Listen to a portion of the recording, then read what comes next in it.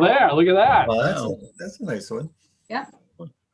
So see, Commissioner, you should be bringing back the fishing contest we used to have too. Legislative. Oh, we should definitely do that. Yeah. That was a lot of fun. Yeah, that's right. Yeah, I won that twice. Yeah, I did. I wanted to. Governor's Cup. Oh, we're live streaming. We're live. All right. We're live. Very good. Oh, good morning, everyone. I'm Senator Jim Dill. I'm chair of the IFW committee. And we have a few bills to do today. So without further ado, I'm going to go ahead and have everybody introduce themselves. Representative Martin.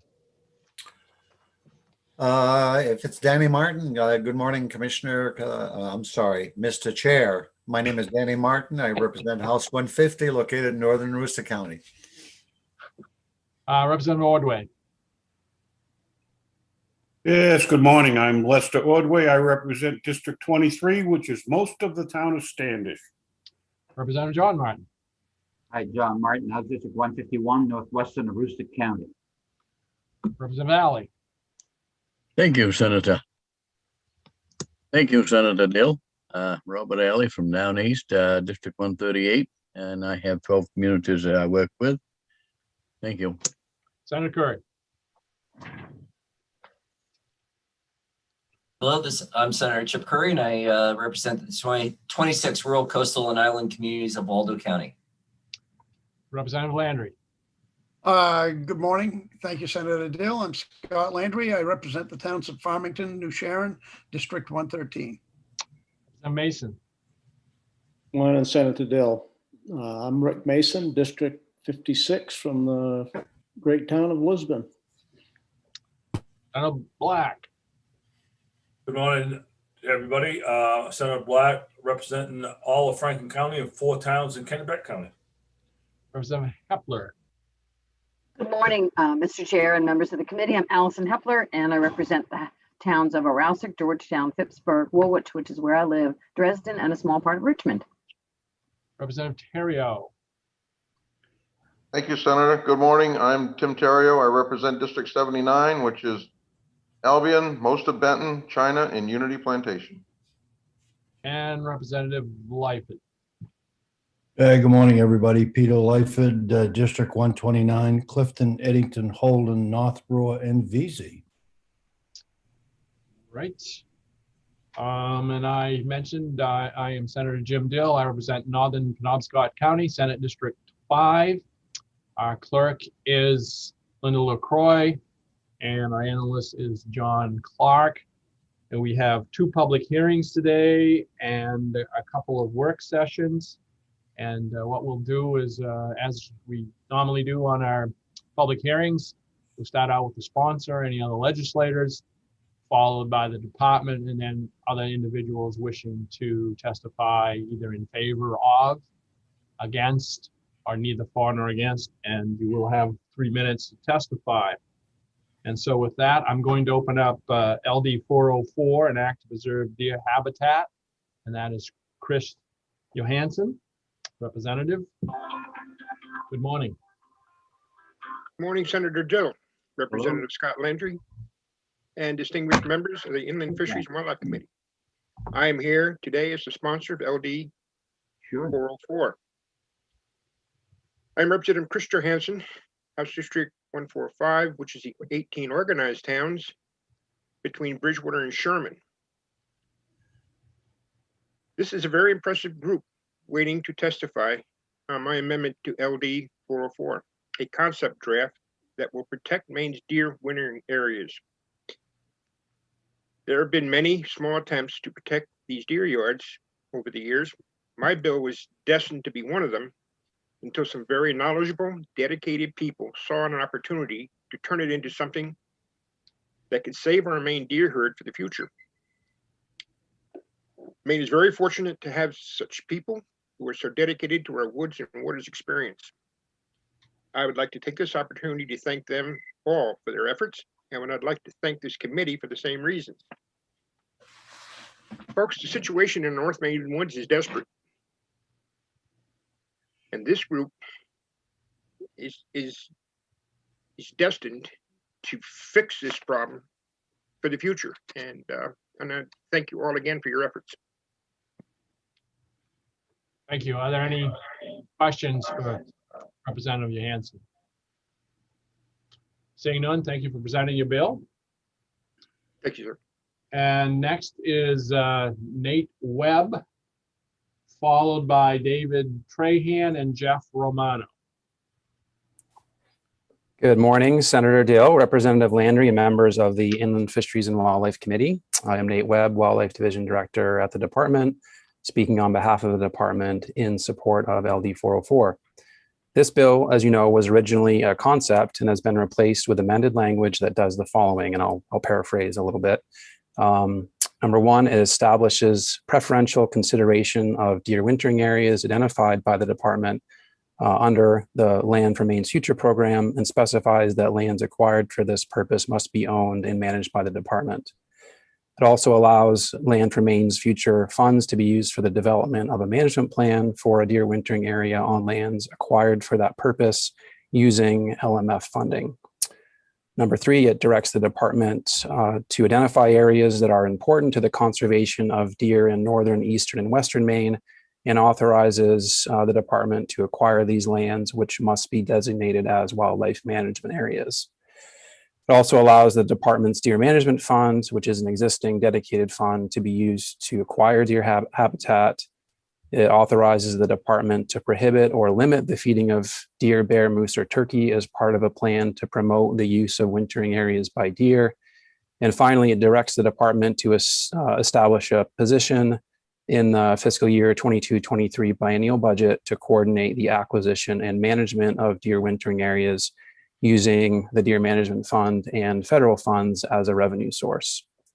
So as noted in our previous testimony on this bill, our efforts to conserve deer wintering areas, or DWAs, began in the 1950s and 1960s through the inventory and survey of known DWAs, particularly in the northern 2/3 of the state. At the same time, the department entered into cooperative agreements with industrial forest landowners to accommodate DWA protection and enhancement. This effort was reinforced in the 1970s and 80s through zoning of DWAs as protection areas under Land Use Regulatory Commission, now LUPC, in unorganized areas of the state. Currently, our agency does not own or directly manage any significant acreage of deer wintering areas in northern Maine. By creating a preferential consideration in the LMF program for the acquisition of DWAs to be managed by IFW, allowing us to use the existing deer management fund to acquire deer habitat, and directing us to establish a position to coordinate the acquisition and management of DWAs, we believe that over time we can make significant progress towards achieving deer population goals in northern Maine. This work will undoubtedly take many years to see results, but this bill, in our view, is an important step forward. Although the primary focus of this bill is on improving deer populations in northern Maine, we believe it will also have several secondary benefits that will help many other wildlife species. Dozens of songbird, mammal, amphibian, invertebrate, and fish species depend on or benefit from the mature softwood forest cover present in deer wintering areas. So any lands acquired and managed by our agency for deer will also provide habitat for these species. In addition, lands acquired and managed as deer wintering areas will contribute to the state's climate goals by sequestering carbon. In closing, I will note that the bill does include a provision that would allow the department to prohibit or limit feeding as part of a plan to promote the use of DWAs by deer.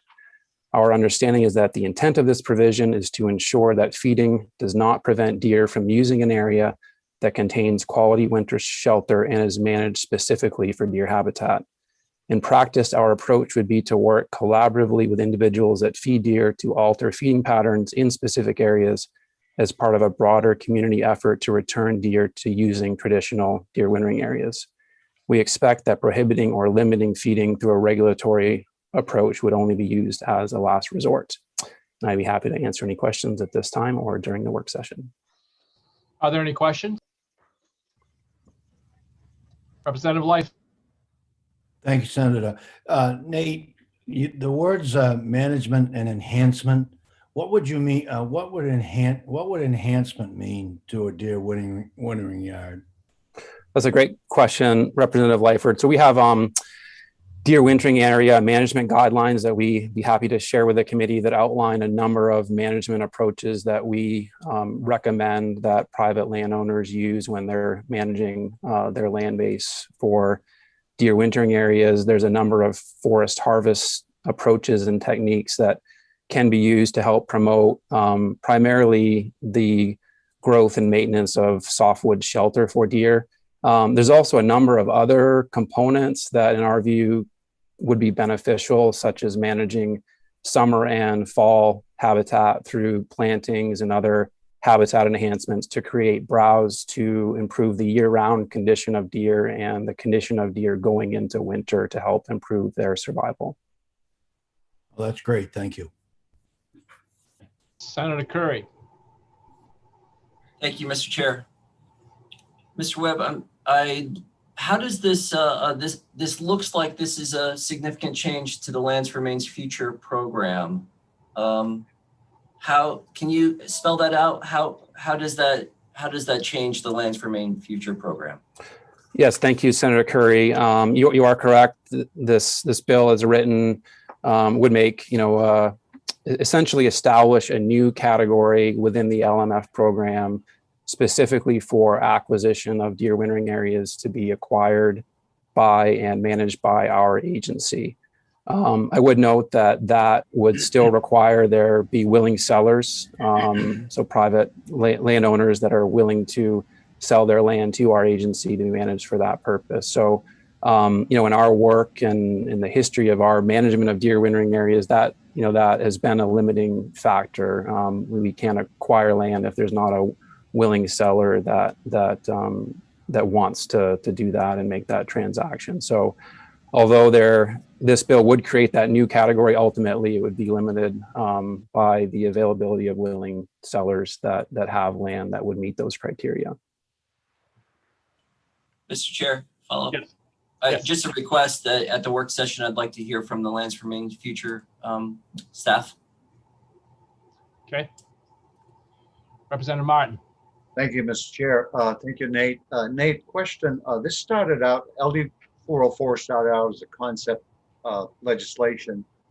The language that you alluded to, was that done in collaboration with the department, the sponsor, and maybe others? That's correct. We worked very closely with the sponsor and with Sportsmen's Alliance of Maine and some other stakeholders as well on the language.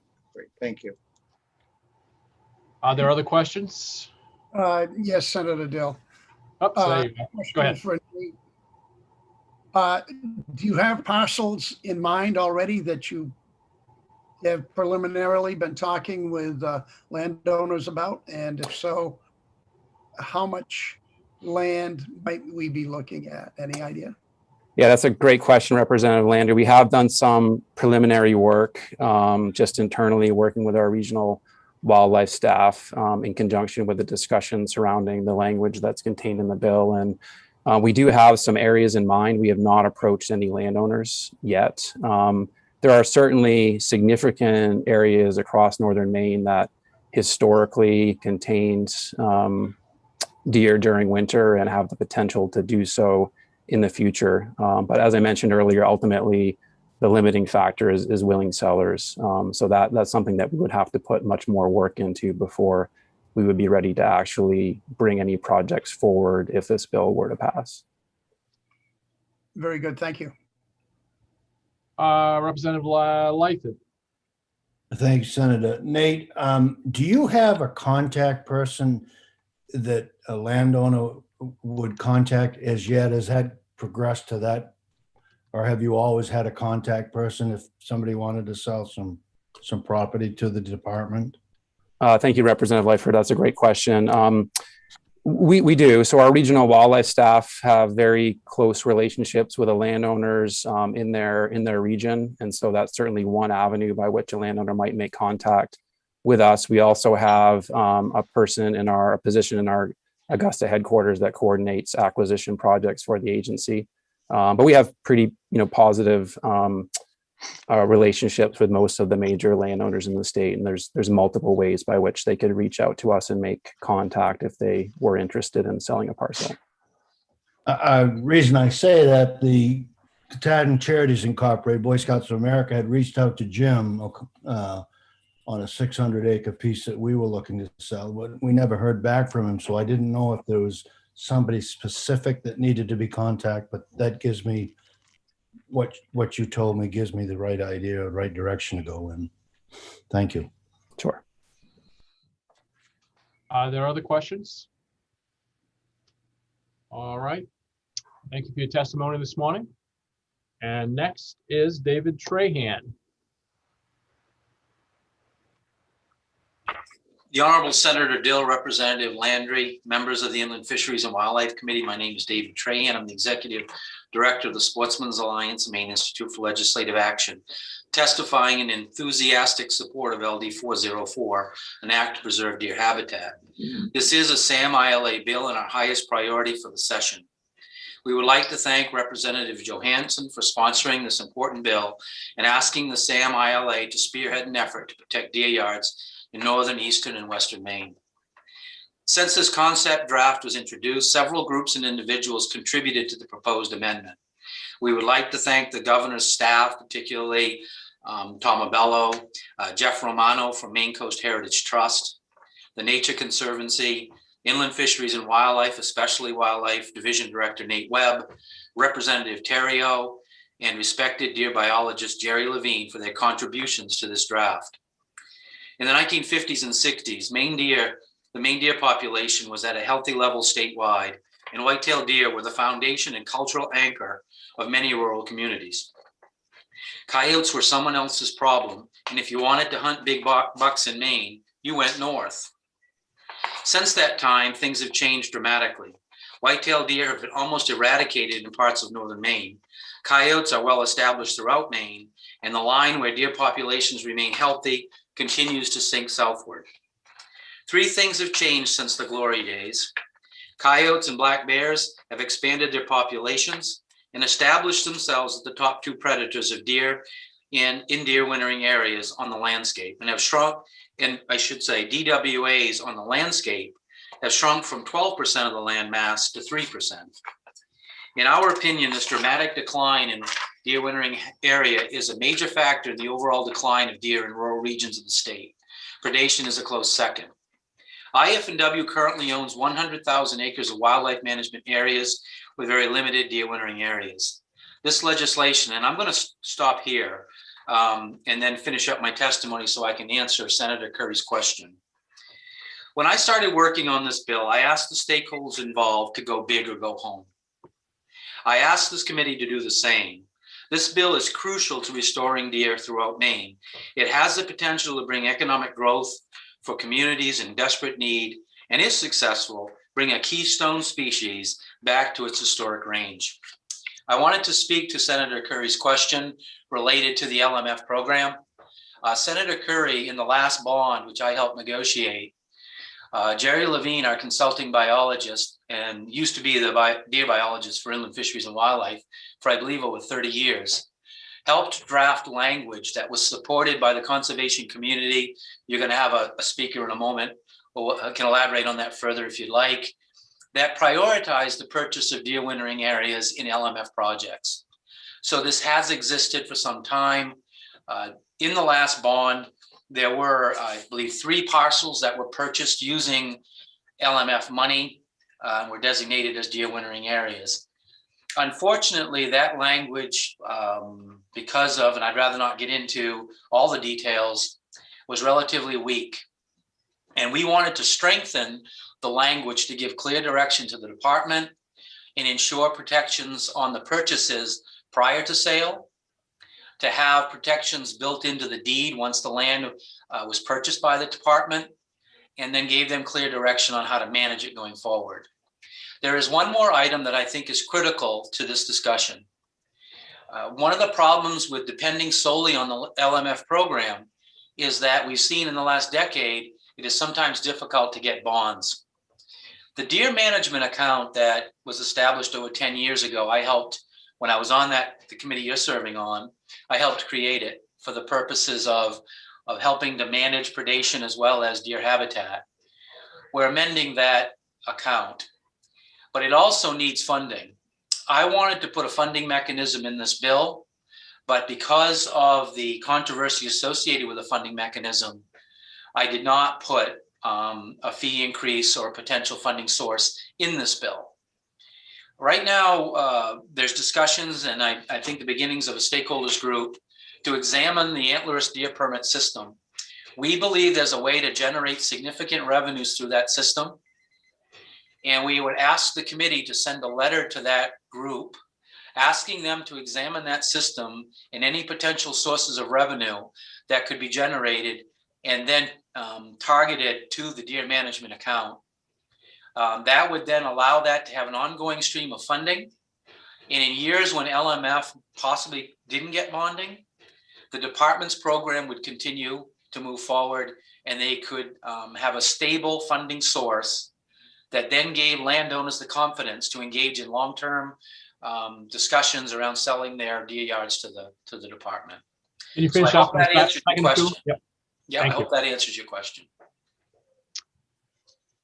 Are there any questions?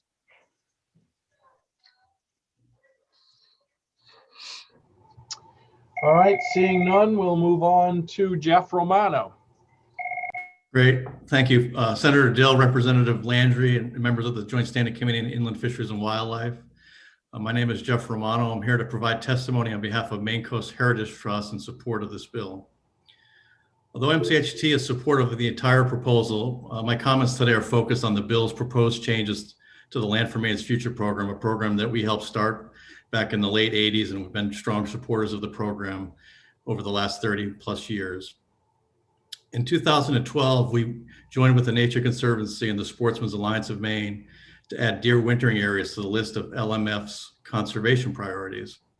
Enhancing LMF by including a new focus on deer wintering areas made a lot of sense then and continues to make sense today.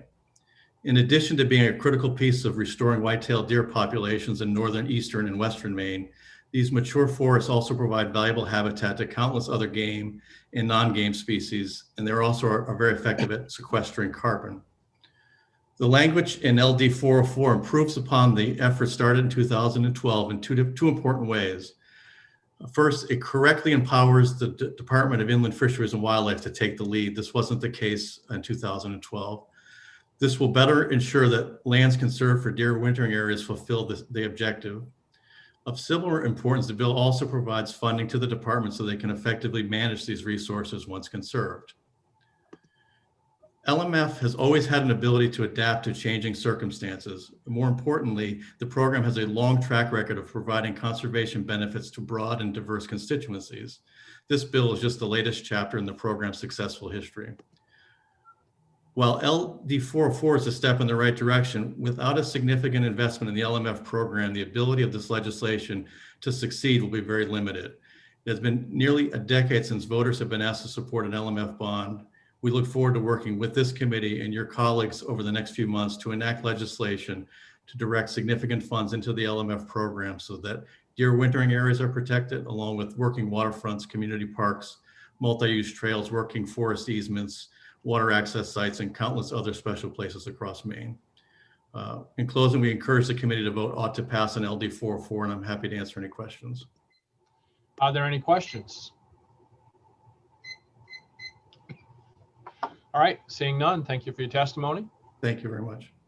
Linda, that's all I have. Is there anyone else? No one has signed on after the fact, so no, that's it. Okay. Then I will close the hearing on LD 404. And before I move on, I understand it's raining out. I didn't realize how hard until I saw Representative Hepler's background appear. She's building an ark back there, so. So it must be raining harder than we thought. So anyway, moving on, we're going to do something a little different on the next bill. It's LD 1663, and it's Representative Fay. And I do have two or three people, Linda. Yes, I just wanted to let you know that Representative Fay is doing bills for two other committees, and I've just emailed her that we are starting. So she should be joining us very shortly.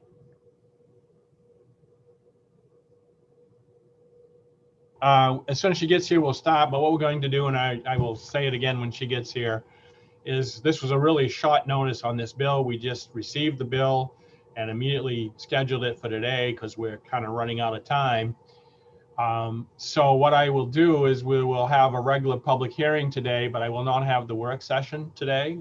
We discussed the possibility of moving it to Monday. So we'll have the work session on Monday.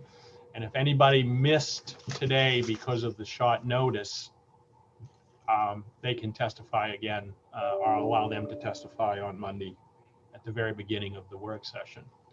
And I see Representative Faye here. I don't know if she heard me say that, but I'll say quickly again. We're going to start the hearing today. We won't have the work session. We'll move the work session till Monday. And if there's anybody that didn't make it today because of the short notice, we'll allow them to testify the very first thing at the work session, because I realize it was short turnaround. Thank you, Senator. I appreciate the indulgence of the chairs on this important bill. Yep. So I just popped back in. Are we up? You are up. Wonderful. Thank you. Let me just pull up my testimony here. This is a fascinating exercise in bouncing around cyberspace in 3 different committees. And I have seen Senator Miramont in 2 different committees today already. He must have more computers than I do. Senator Dill, Representative Landry, and members of the Inland Fisheries and Wildlife Committee, I'm Jessica Fay. I represent House District 66, which is parts of the towns of Casco, Poland, and Raymond. And I'm pleased to be with you today to introduce LD 1663. An act to improve boating safety on main waters. I've been hearing concerns from constituents and neighbors for years about boating safety. When people are unaware of boating laws, it can have a significant impact on everyone's enjoyment of our waters. When people don't know the rules of the road, they are more likely to cause harm to other boaters, passengers, wildlife, and the environment.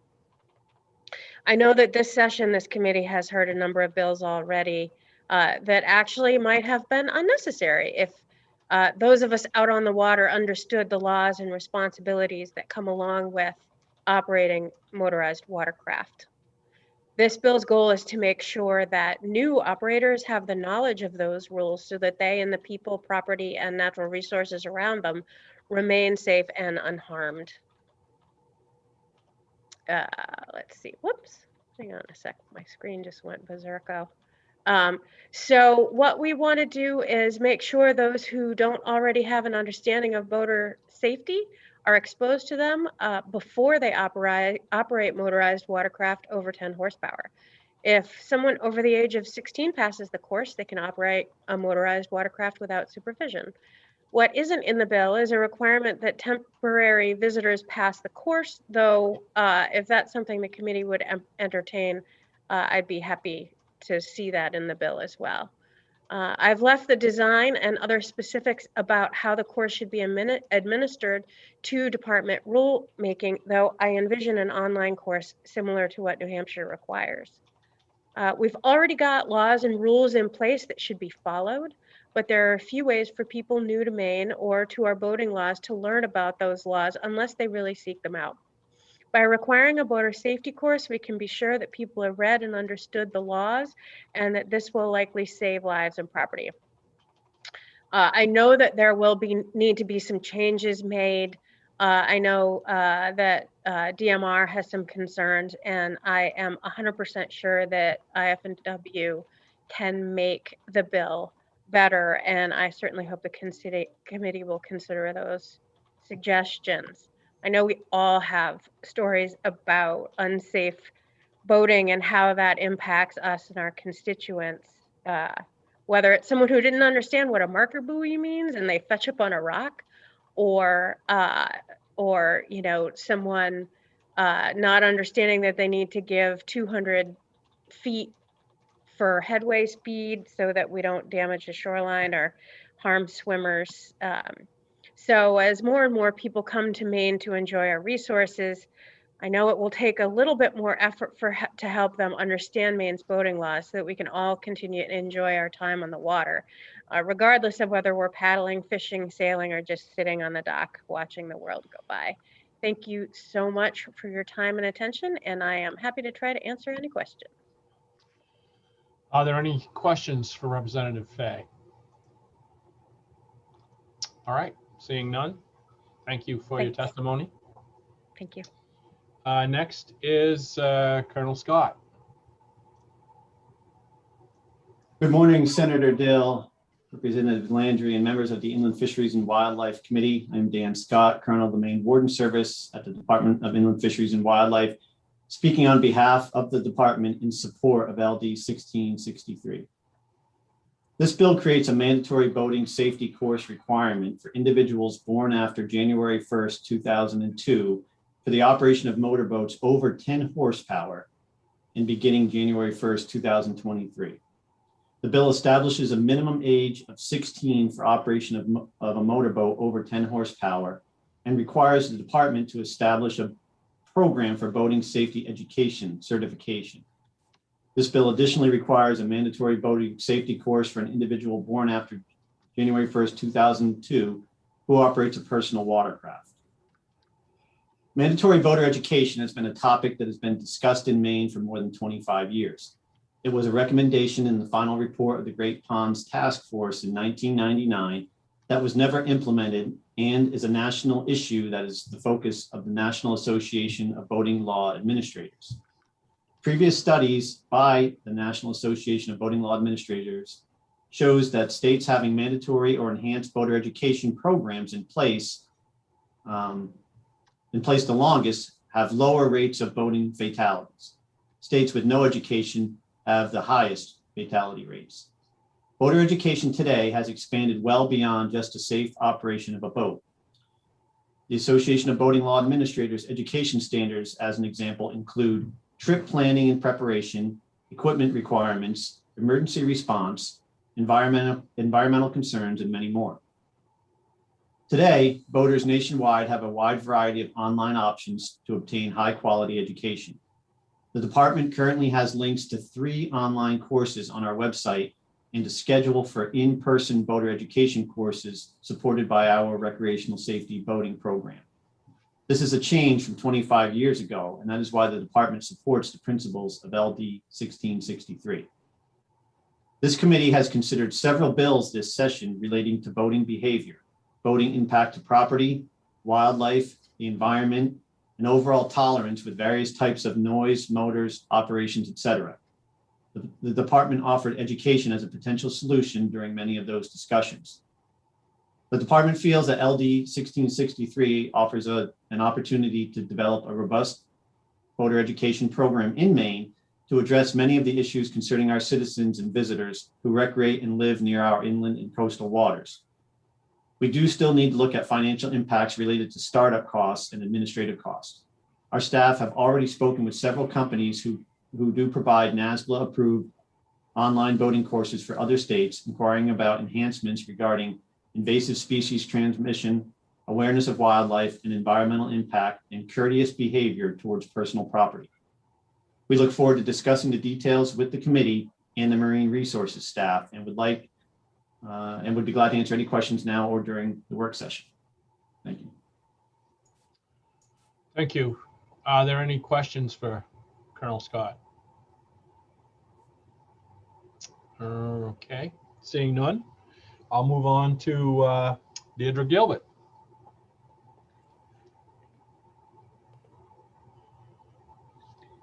Good morning, Senator Dill, Representative Landry, and members of the Committee on Inland Fisheries and Wildlife. My name is Deirdre Gilbert. I'm the Director of State Marine Policy at DMR, and I'm testifying on behalf of the department, neither for nor against this bill.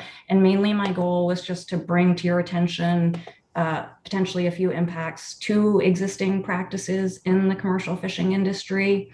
I would say that these are largely around the potential prohibition on individuals under the age of 16 operating a vessel with an engine of 50 horsepower or more without the supervision of an individual 18 years of age or older. The situation where that may occur is that under the existing student lobster license, individuals between the ages of 8 and 10 years old are eligible to fish up to 10 traps. Individuals 11 to 13 years old are eligible to fish up to 50 traps, and individuals 14 years of age or older are eligible to fish up to 150 traps. And while students are required to identify a sponsor, they are not required currently to fish with their sponsor. Students are required to take a drill conductor safety training course, which is a fairly intensive full-day course, but that is only required at the point in time when they are going to transition from their student license to their commercial license. So that can be done anytime before they turn 23 years of age. And the only other point of clarity that we were looking for is that there does seem to be an exception provided to the requirement to take the boating safety course, which is described as an unexpired license to operate a commercial fishing vessel issued to that person by the state.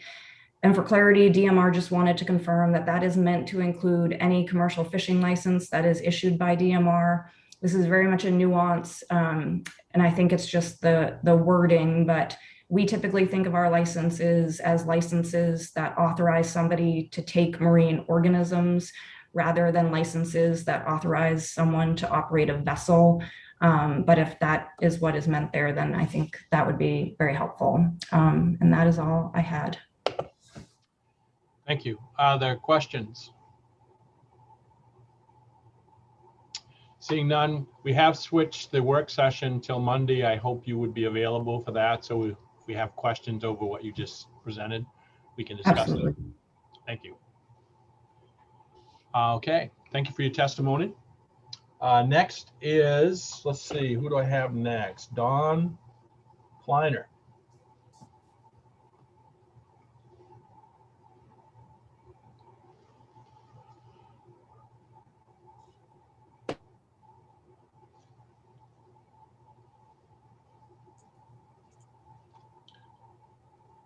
Good morning, Senator Dill, Representative Landry, and distinguished members of the committee. I too am here neither for nor against. Many of the issues that I raised have already been raised by DMR. And primarily, I would say to you, I think that this is one that the affected community at this point is not aware of. And perhaps carrying this bill over for a wider conversation would be critical to our success moving forward.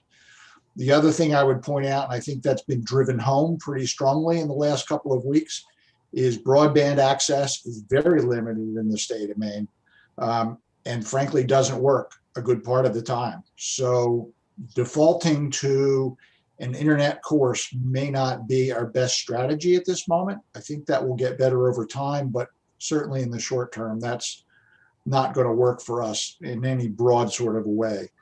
And finally, just an observation, as someone who's on the water 130 plus days a year, this legislation does not capture the people who I consider to be most unaware of practices on the water, both fresh and salt. And those are people with paddled watercraft. Some nuance or thought needs to be given to how to reach out to those folks to make them safer for all of us. There, with that, I'm finished. Thank you.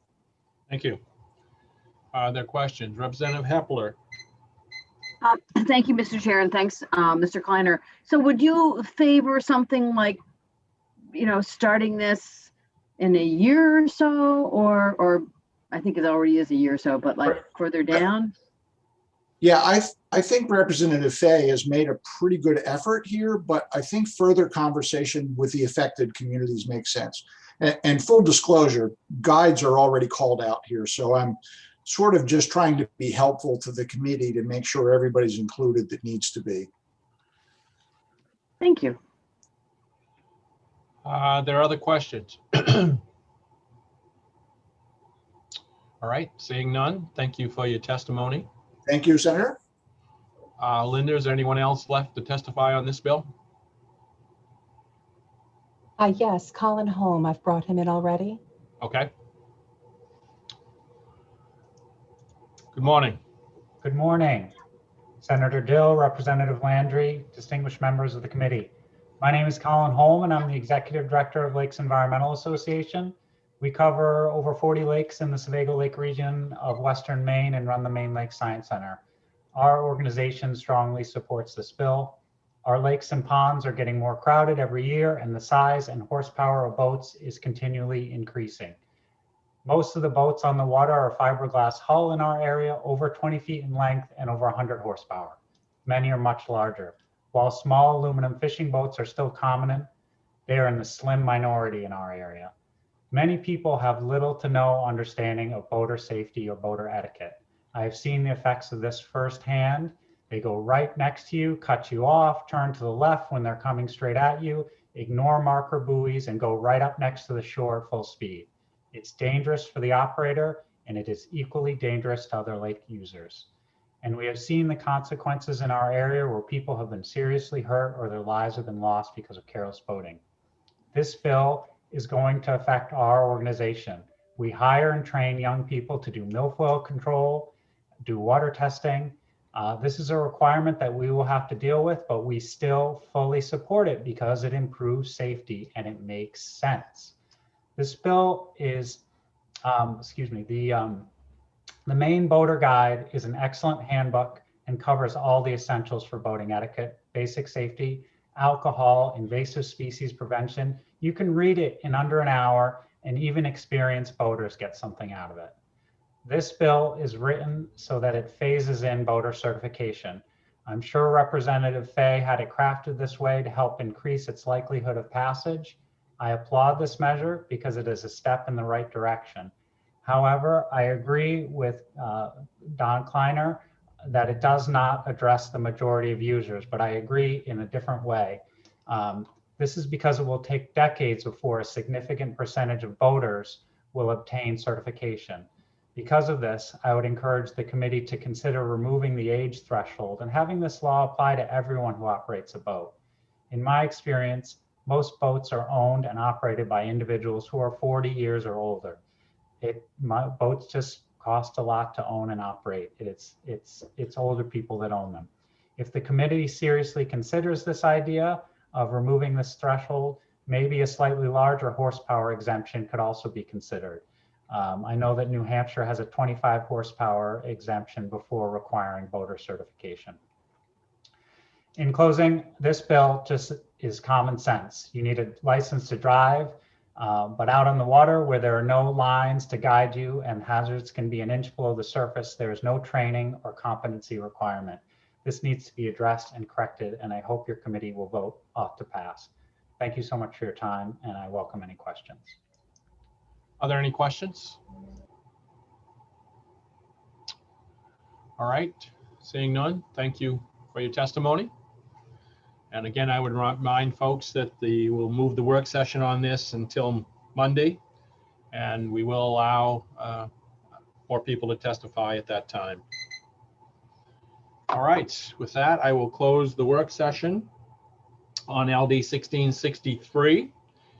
The public hearing, and then we'll move into the work sessions. And the first work session we have for today is LD 404, an act to preserve deer habitat. So I will open that up. And John, would you summarize, please? Sure. So as you just heard, this bill does a couple of things. Provides the preferential consideration for deer wintering areas identified by IFW under the LMF program, and allows 5% of LMF funds to be used for management plan on those areas. Directs IFW to identify areas that are important in northern, eastern, western Maine for the conservation of deer, and authorizes the department to acquire the lands. And those lands must be designated as wildlife management areas. It also directs the department to ensure that appropriate deed restrictions are placed on the land acquired, and appropriate purchase and sale agreements are developed to ensure that the habitat on the land to be acquired is preserved as habitat prior to purchase, and requires annual reports to the committee on progress in acquisition and management of deer wintering areas. Allows the department's deer management fund to be used to acquire deer habitat. Authorizes the department to prohibit or limit feeding of deer, bear, moose, or turkey as part of the plan to promote the use of deer wintering areas by deer, and directs the department to submit by next year draft legislation to establish and fund the position to coordinate the acquisition and management of deer wintering areas. There was also, as you know, Sportsmen's Alliance of Maine, David Trahan had also asked that there be included in the letter that you guys, the committee is writing, as you recall, LD 116 relating to antlerless deer. You carried that bill over, and my understanding is the Sportsmen's Alliance, in coordination with this bill, would ask that that letter include a directive that the department examine restructuring the antlerless deer permit system to identify potential revenue sources for this acquisition program, so that that group is looking at that issue, also look for the funding source for this proposal. And again, that was not something you had done by resolve, so that would be included in the letter, not in legislation. There was a question about LMF and their position on this, and I just received a letter from Sarah Demers, and I've only just looked at it, but I understand that there's a couple of things that they've noted, which I think the most significant is they had a concern or a suggestion with regard to requiring that the land acquired through the Land for Maine's Future Fund be conveyed to IFW, and they were suggesting changing it to being managed under a cooperative agreement approved by DIF&W, and I guess to give broader options in terms of the acquisition. Again, I can't speak for LMF on that, but that was the one suggested change that I noted in the letter that you just received from them. Okay, are there any questions for John?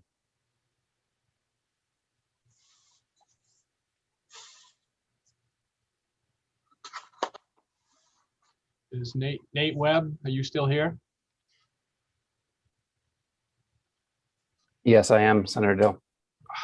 What about the change that was suggested by Sarah Demers? Is that workable with the department? Yeah, I'd probably look to the commissioners to weigh in on that. You know, we certainly do work collaboratively with other owners on deer wintering area management currently. Generally, that goes pretty well. I do feel that our agency, has the kind of the skill set and the expertise and the experience to kind of raise the bar a little bit relative to what most other landowners are able to do or are willing to do. But I'd ask the commissioners, I think, to weigh in on that, given that there's a nexus with another state agency. Right. I picked on you since you were the one that testified. So. Sure. Commissioner, would you like to? No, I mean, I think Nate covered it quite well. I think. So it would be something that you think would be workable then? Sure. Yeah. Yep. Senator Curry. Thank you, Senator Dill, Chairman Dill. I love the quote, "Go big or go home," and in order to really address issues that we care about. This is big. It's big for two major priorities we have. Lands for Maine's Future is a huge service to the state, and our deer wintering habitats are also huge.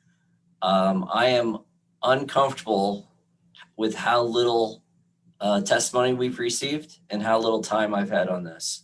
I would at the right time, I'd like to make a motion to table so that I can actually read the letter that came from Lands for Maine Future and really kind of dive into the amendment that emerged from the concept draft.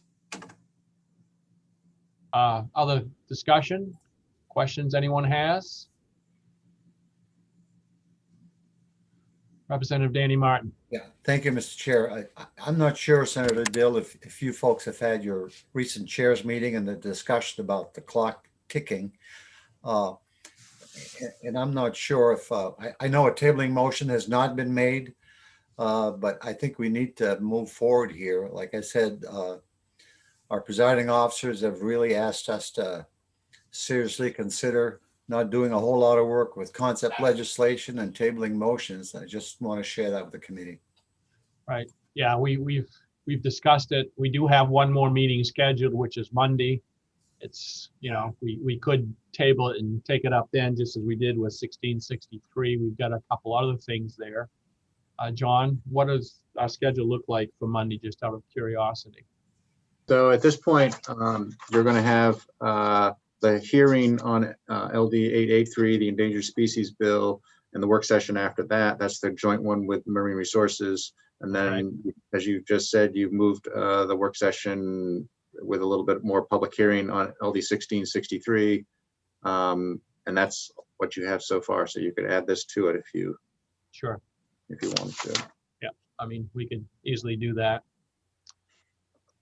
Senator Black. Thank you, Mr. Chair. I'd just like to echo the Representative Danny Martin's remarks, and you know, I guess if you do have time, if we have the space on Monday, but you know, we got to be very diligent about, you know, getting these bills out and stop tabling and moving them down, kicking the can down the road. So I just. Great. Thank you. I certainly agree. We want to try to get everything off our plates that we can, but certainly in deference to Senator Curry, I would, if he wants to table it till Monday, I would entertain that motion.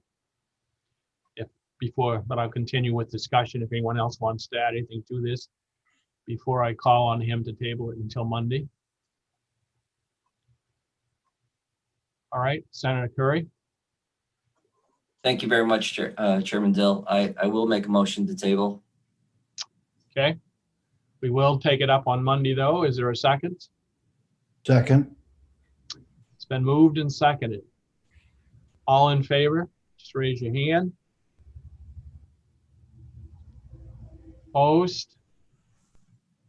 No one seems to be opposed, so we will table it, but it will be on Monday's schedule. Okay. Next is, I will close the work session on 404.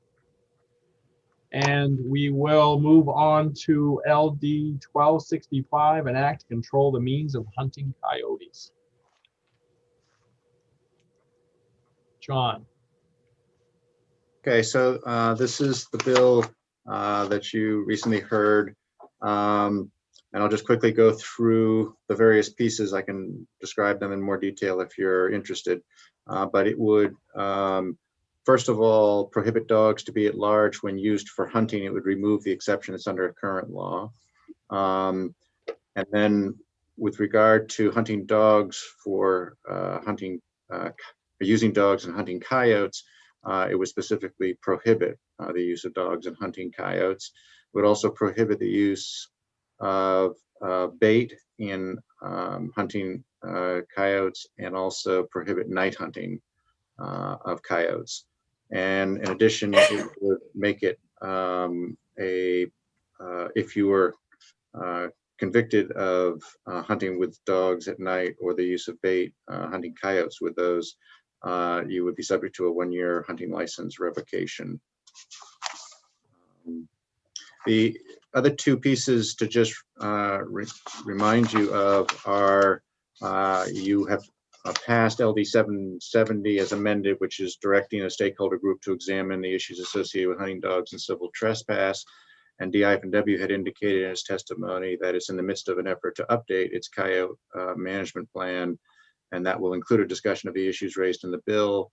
And they noted that the plan is scheduled to be completed later this year. Thank you. Are there any questions for John?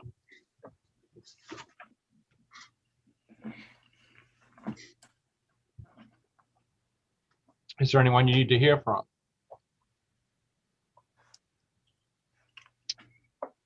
Seeing none. Representative Hepler. Thank you, Mr. Chair. So I guess I'm new to this issue, and so one of my questions, and I'm not sure who to direct it to, is wait, where is my note? Are coyotes overhunted? I guess I don't know much about the population and the management of coyotes, and I don't know if that's a question for, I don't know who it's a question for. Someone from the department would like to answer that, of course. Commissioner. Yes, Senator Dill, I can ask Director Webb to answer that. Sure. Sure, I'd be happy to. Thank you for the question, Representative Hepler. Yeah, so we do, we estimate our coyote population currently in Maine to be between about 10 and 12,000 coyotes. In our view, the harvest is sustainable at current levels. We are, as part of our canid planning effort that is underway, we've had 2 meetings by that group already reviewing our management system for coyotes and maybe seeking some additional sources of data to aid and assist with their management. But we do strongly believe that the current harvest framework and seasons are resulting in a sustainable harvest. So I have a follow-up, Mr. Sure. Chair. So are they tagged in the same, and I apologize for not knowing the answers to these questions. Are they tagged the same way that other animals are? So they are tagged in cases where they're harvested by trappers. Tagging is not required if they're harvested via a hunter, unless the pelt is going to be sold. That is an issue that we are discussing as part of the canid planning effort, however. Do you have any idea, Director Webb, what the percentage probably is that's harvested each year? It's a great question. If I had to estimate, I would say in the neighborhood of 20 to 30%. That's pretty typical, and that's a very sustainable rate of harvest. Thank you.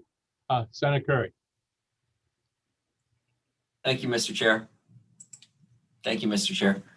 A question for Director Webb. How many coyote hunters that use dogs are out there? It's a great question. I don't actually have those numbers at my fingertips. That's certainly something that we can pull together and provide to the committee. I would be interested. Follow up, please. Yes. It's more for background information. So that would be great. Just to know. Okay. Are there other questions? Representative Danny Martin. Thank you very much, Mr. Chair. Mr. Chair, I will not be supporting this piece of legislation, unfortunately, and I would so move ought not to pass. Second. Right. I'll second that. It's been and I would second that motion. Yeah, it was moved and seconded by Representative Terrio, I believe, first. Any further discussion? Representative Hepler. Thank you, Mr. Chair. So I guess I'd be curious to know more about I know Nate Webb pointed out that they're in the midst of this update, and planning effort would be completed later this year. What do you foresee? And I realize you're in the middle of this, but are there changes that you anticipate recommending? Thank you, Representative Hepler. It's really too early to say. As I mentioned in our testimony, that group and the planning effort is comprehensive. They're reviewing all aspects of coyote management, including hunting and trapping methods, but also research needs and other issues related to coyotes in the state. And there's a wide diversity of subjects that they're going to be discussing and reviewing. And I couldn't really predict what the outcome of that planning effort will be. I will say that planning effort, it really will result in recommendations. Any actual changes to either rule or statute that are recommended through that effort would still need to go through the corresponding regulatory process. So the planning effort itself will not make any or result in any changes to hunting methods or harvest methods. That would still need to go before the legislature or through the department's rulemaking process, depending on what exactly was being changed.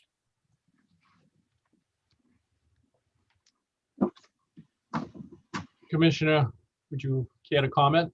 Yes, thank you, Senator Dill. Nate, could you just for the committee clarify or explain who was on that subcommittee, the various stakeholders that sit on that committee, so they have an understanding of the breadth of voices that are being heard? Absolutely. So we actually have two committees. There's a steering committee that oversees the overall planning effort that's considering multiple groups of fur bearers. That steering committee has representation from Maine Forest Products Council, Sportsmen's Alliance of Maine, Humane Society of the United States, Maine Farm Bureau, Maine Professional Guides Association, USDA Wildlife Services, Maine Trappers Association, Kennebec Fur Takers, the Nature Conservancy, the Maine chapter of the Wildlife Society, and the Wildlife Division and Warden Service within IFW, as well as I believe Representative Landry is on the steering committee, as well as an advisory council member. The CANID subcommittee, that's really an invited group of CANID experts. So there's a number of individuals with scientific expertise with either coyotes or foxes, a number of department staff, and a number of advocates as well, animal sort of welfare advocates that are on that committee. Those members are not necessarily representing the views of a particular group, but have been included for their expertise and knowledge surrounding coyotes and their management. Senator Curry.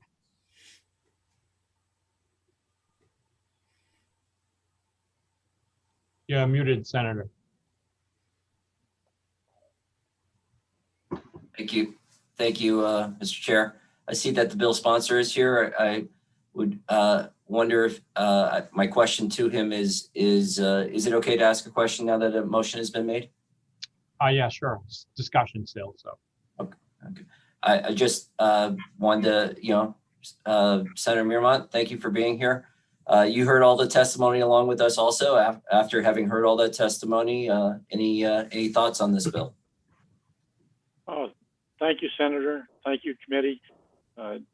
I hear the response from your department, and I'll bring in two parts that were pretty clear from the testimony. It's not that sometimes a nuisance animal doesn't need to be killed, and that happens, and it didn't take that away. It's about how it's killed. That's a big thing for a lot of folks. It's like the Rockland Police Department could have made a case that the raccoons were a nuisance, but going up and beating them to death with clubs stirred a public outcry.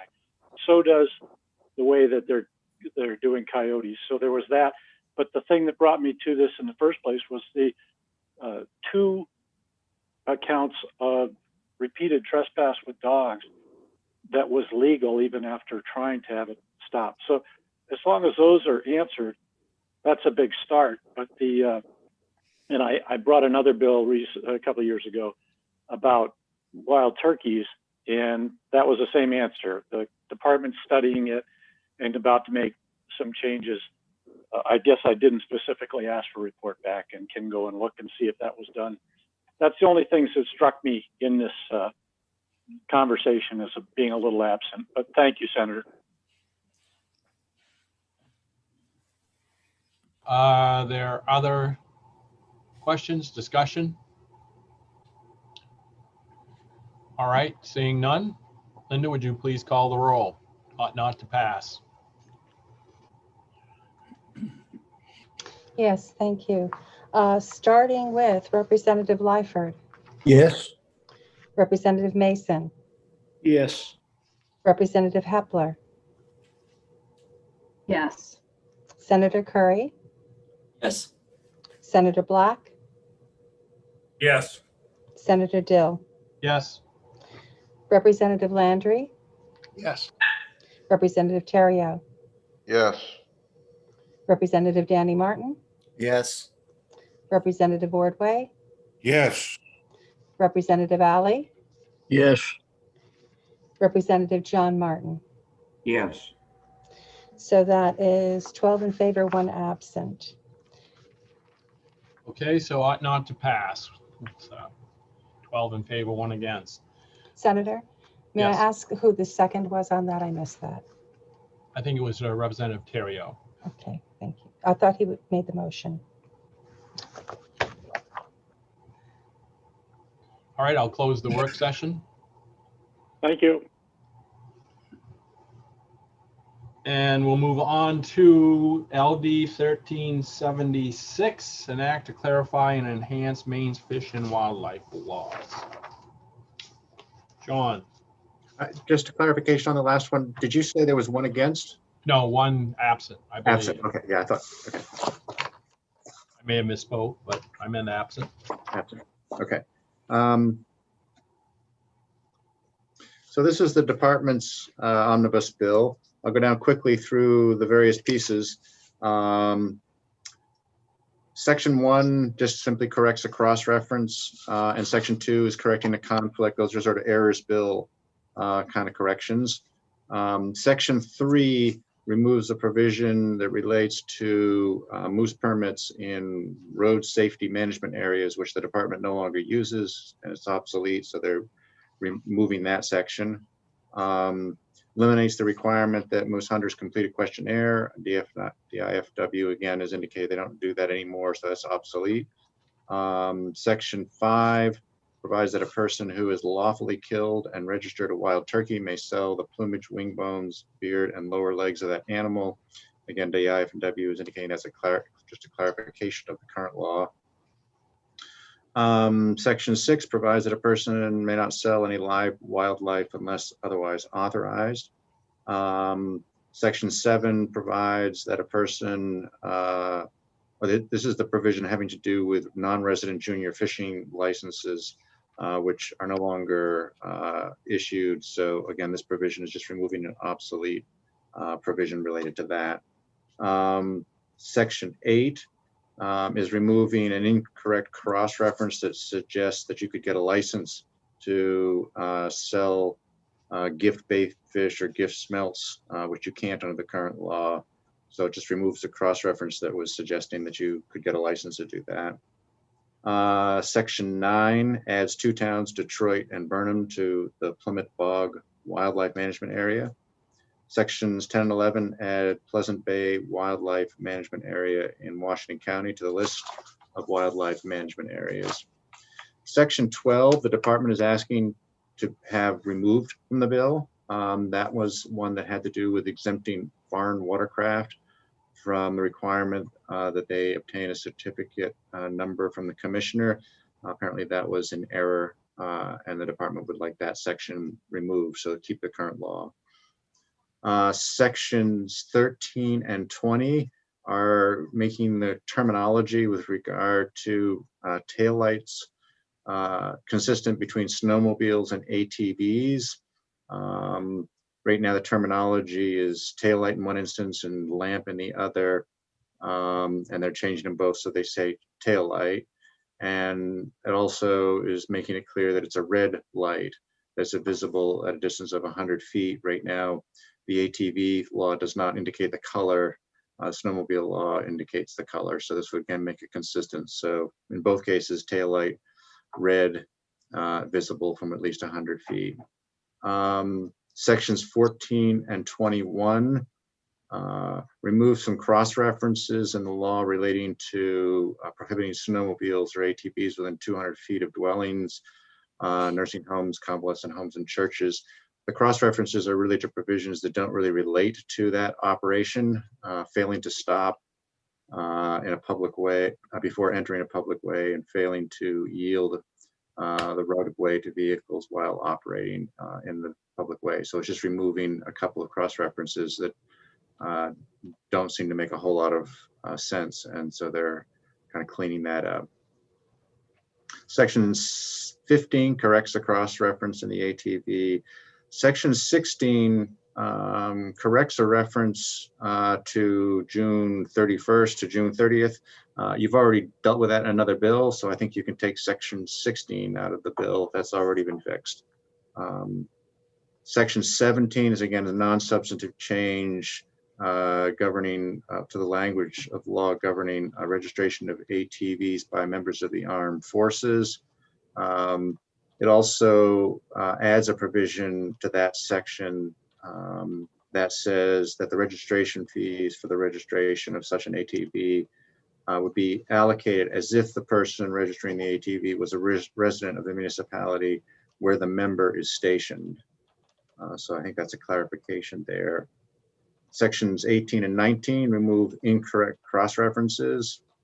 And finally, the department had indicated that it would be proposing or have an interest in the committee amending this to add a provision that would allow advisory council members to attend meetings electronically. So that would be a specific authorization. So 3 potential amendments: getting rid of section 12, getting rid of section 16, and potentially another section to authorize the advisory council members to meet electronically. And that's what I have. All right, thank you. Are there any questions for John? All right, seeing none. Does anyone have any questions of the department?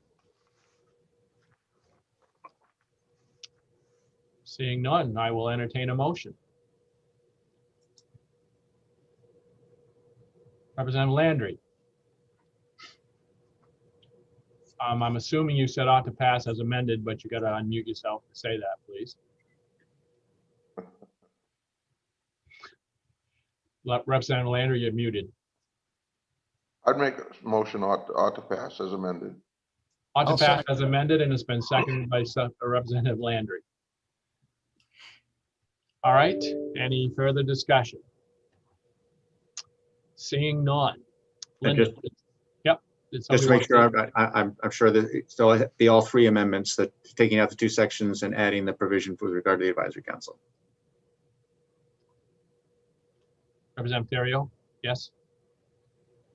You got to unmute yourself now. Yes. Yes. It's one of those days. Is there any further discussion? Seeing none, Linda, please call the roll. All right. Again, Representative Lyford, Yes. Representative Mason, Yes. Representative Hepler, Yes. Senator Curry, Yes. Senator Black, Yes. Senator Dill, Yes. Representative Landry, Yes. Representative Theriault, Yes. Representative Danny Martin, Yes. Representative Ordway, Yes. Representative Alley, Yes. and Representative Nedu, and it appears that Representative John Martin have, he's left.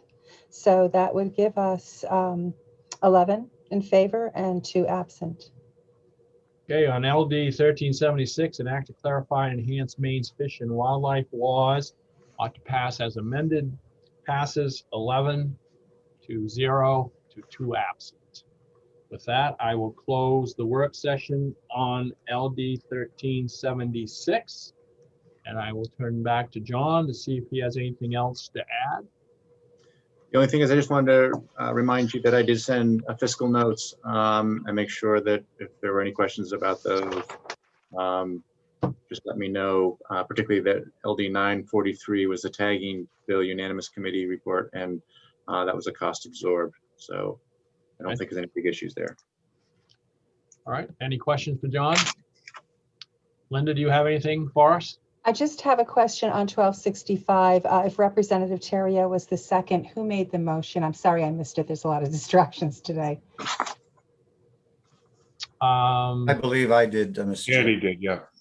I'm sorry, who did? Danny. Okay, it's hard to follow people. Okay, thank you very much. I appreciate that. And that's it for me. Okay. With that, Representative Hepler. Thank you. So just when you thought you were done. Thank you, Mr. Chair. So I have a question. I missed the end of the last meeting that dealt with language review on LD 114. And I would love some clarification about the emergency preamble to it, because I think both of the original amendments carried an emergency preamble to sort of start that work over the summer. And I guess I'm just curious as to, I didn't get any clarification on the YouTube discussion, but just wondering what, and if the department had any kind of response about starting that work earlier this year rather than later. So maybe that's a question for the commissioner. Sure, but let's take them one at a time. So I'd go back to John about the emergency. And we did not include the emergency. Is that correct? Yes, John? you did not. Yeah, the sequence of events there were as Representative Hepler has indicated, the two proposed amendments that had been provided by the sponsors had emergency preambles, but when the committee voted, you created your own amendment, and there was no mention of an emergency preamble at that point. When I brought the language back for language review, I asked whether you wanted to include that, and the sense of the committee was not to change the language and leave it off. So it does not have an emergency preamble at this point. Okay. Representative, someone asked the question of the commissioner. Commissioner, would you want to respond? I think that was Representative Kepler's question.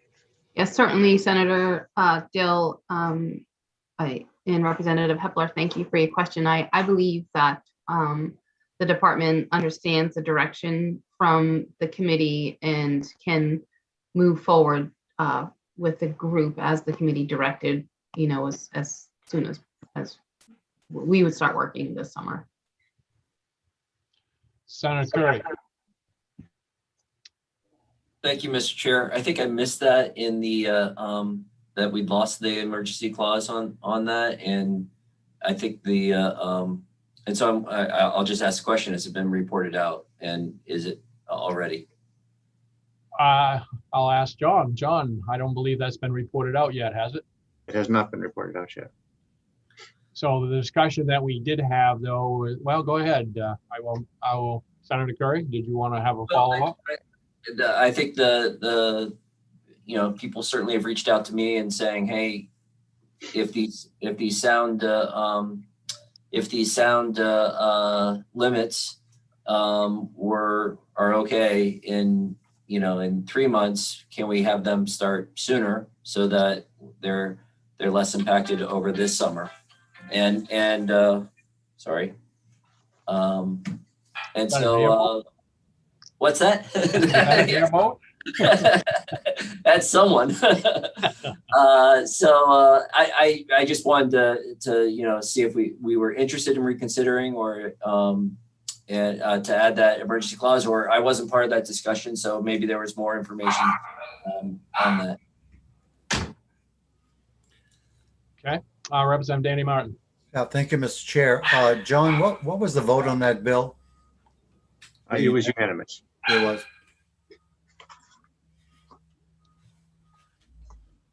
Okay. Yes, Senator Curry, if you want to reconsider the bill and put an emergency back on, I mean, that's entirely up to you. Well, I will move to reconsider then. Sure. Is there a second on reconsideration? It's been reconsidered. Representative Hepler seconded the reconsideration. All in favor of reconsideration, please raise your hands. Opposed? Okay, so we will reconsider the bill. So, Senator Curry. Thank you, Mr. Chair. I would move to amend the bill to add the emergency clause. All right, so it's been moved with an emergency on there. Is there a second? Seconded by Representative Hepler. Any discussion? Representative Leifert. Senator, could you just explain that to me? I don't remember voting on that. Sure. I think it'd be easier if John brought back a little bit of where we were. Thank you. So again, the original bills were concept drafts, so they didn't have an emergency preamble on them, or they were just concept drafts. And then at the work session, the committee developed its amendment, and there was no mention of an emergency preamble at that point, so I didn't put one on. When I brought it back for language review, since both proposals from the sponsors for amendments had included emergencies, I asked whether the committee wanted to include an emergency, and the sense of the committee at that point was not to add it. So that's where it stayed, is without the emergency. So this would be an opportunity to add the emergency if that's what you choose. And that would move it that the department would go to work on it in 90 days? If you pass it as an emergency, as soon as it is enacted and signed by the governor, it would take effect. And so all the provisions in the bill would then take effect at that point, rather than 90 days after the adjournment of the legislature. Thank you. Representative Ordway. Yes, thank you, Senator. I believe the reason for it, I think at the time we were just piling a ton onto the department. And this just puts it out to 90 days, and it gives them some time to work on it, to ramp up with it. I think that was my feeling on it, that, yeah, let's give the department some time to ramp up to get this into gear. Thank you. Thank you. Senator Curry. Thank you, Mr. Chair. Yeah, I have no problem with the time for the department. It's the I think we put on, the decibel level, fairly high decibel levels that we thought would be appropriate, and by having the emergency clause, then it impacts this summer. I think that's the side of it that has some energy to it. Okay. Representative Hepler. That was exactly my comment. Thank you. All right. Representative Terrio. Yeah, thank you, Senator. And also the concern that we had in the committee was that it may not pass. That was the biggest concern. It's hard to say it's going to warrant an emergency through the whole legislature. So we would rather have this bill pass than worry about it being an emergency and failing. That was as big a problem as I saw. Representative Martin. Thank you, Mr. Chair. Representative Terrio's got a good point. If in fact the department feels that a fiscal note ought to be added on, and if it's an emergency, we might not see the fruition to this bill here. So let's carefully consider whether or not we want to put an emergency preamble on this. Senator Curry.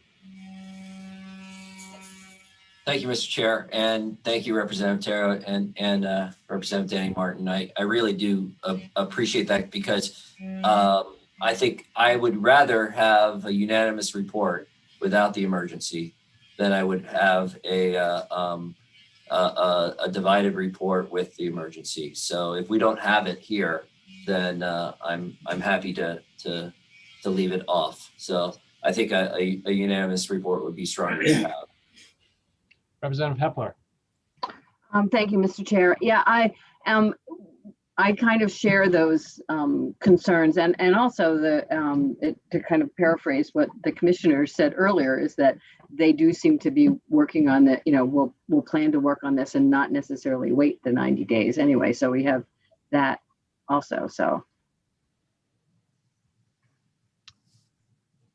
Representative Danny Martin. Yeah, thank you, Mr. Chair. That said, Senator Curry, you might want to consider withdrawing your motion if that's how you want to move forward without an emergency preamble. Before we do that, let's let if I can speak this morning. Oh, I'm sorry. Commissioner. No, I do thank you, Senator Dill. I just wanted to clarify that the department could begin or continue working with the stakeholder group, but we would not be able to enforce the decibel limits. So just so folks are clear, we could start working on the process that was directed to us, but we can't start enforcing the decibel limits. Sean, was that a resolve or was it a straight up bill that we passed? You passed an act. Okay. Again, just a reminder that it's a temporary provision. It will go away, but it is in an act. Okay. Commissioner Peabody. I believe Commissioner Kelleher mentioned that their officers could use disorderly conduct over the summer if someone was egregiously making noise outside of trying to be responsible, that they could do that during the interim period. Right. Senator Curry. Thank you, Mr. Chair. Hearing that, I will withdraw my motion. Can I put a motion to pass as amended? Yes. Yeah, just as originally amended and reported out would be my motion. Okay. Is there a second to that? I mean, we're going to have to vote on this. So, all right, Representative Alley, I saw your hand first. Any further discussion? Saying none. Linda, would you call the roll, please? Mr. Chair, just a point of order, if I may. Yeah. Who made the second? Who seconded Senator Curry's motion? He'd have to withdraw that as well. Just. Oh, good point. That was Representative Hepler. Or she in this case.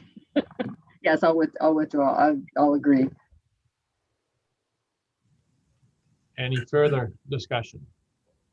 Seeing none. Linda, please call the roll. Representative Lyford, Yes. Representative Mason, Yes. Representative Hepler, Yes. Senator Curry, Yes. Senator Black, Yes. Senator Dill, Yes. Representative Landry, Yes. Representative Terrio, Yes. Representative Danny Martin, Yes. Representative Ordway, Yes. Representative Alley. Yes. And I don't believe Representative Nedu or Representative Martin have returned. Right. Okay, so again, we have 11 in favor and 2 absent. All right. So it passes unanimously, 11-0 and 2 absent. Any other things to be brought forward? All right. Seeing none.